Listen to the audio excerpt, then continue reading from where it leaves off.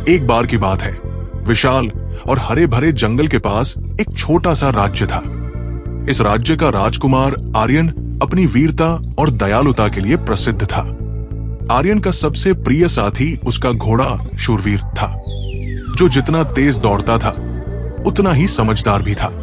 एक दिन जब आर्यन अपने घोड़े पर सवार होकर जंगल में शिकार के लिए निकला, तो उसने देखा कि एक छोटी सी लोमड़ी कांपती हुई झाड़ियों के पीछे छिपी है। उसकी आंखों में डर और दर्द था। राजकुमार ने तुरंत अपने घोड़े को रोक लिया और लोमड़ी से पूछा, तुम डरी हुई क्यों?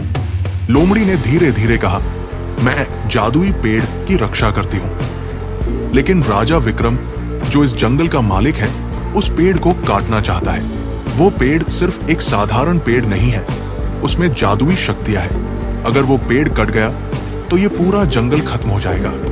आर्यन को यह सुनकर बहुत दुख हुआ।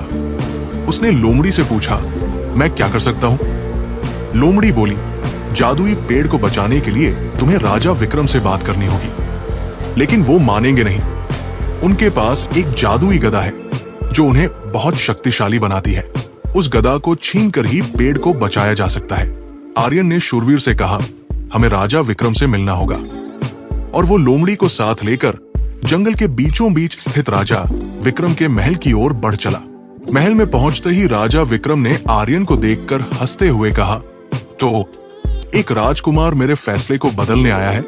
जादुई पेड़ को काटना ही होगा, उसकी शक्ति मेरी होनी चाहिए।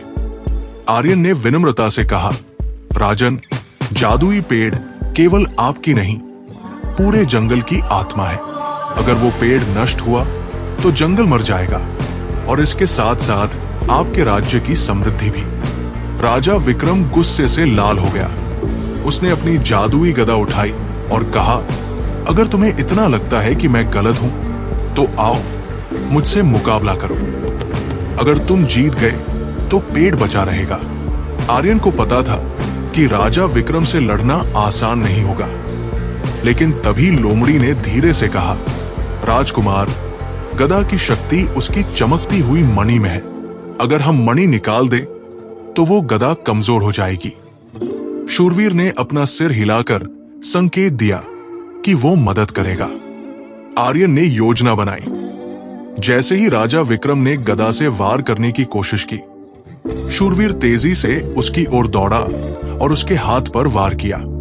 विक्रम का ध्यान भटक गया। इसी बीच लोमड़ी ने छलांग लगाकर गदा की मणि को अपने दांतों से खींच लिया। मणि निकलते ही गदा सामान्य लकड़ी की तरह कमजोर हो गई। राजा विक्रम घबरा गया। उसने आर्यन से कहा, ये मणि मुझे वापस दे दो। आर्यन ने कहा, आपको पेड़ को बचाने का वचन देना होगा।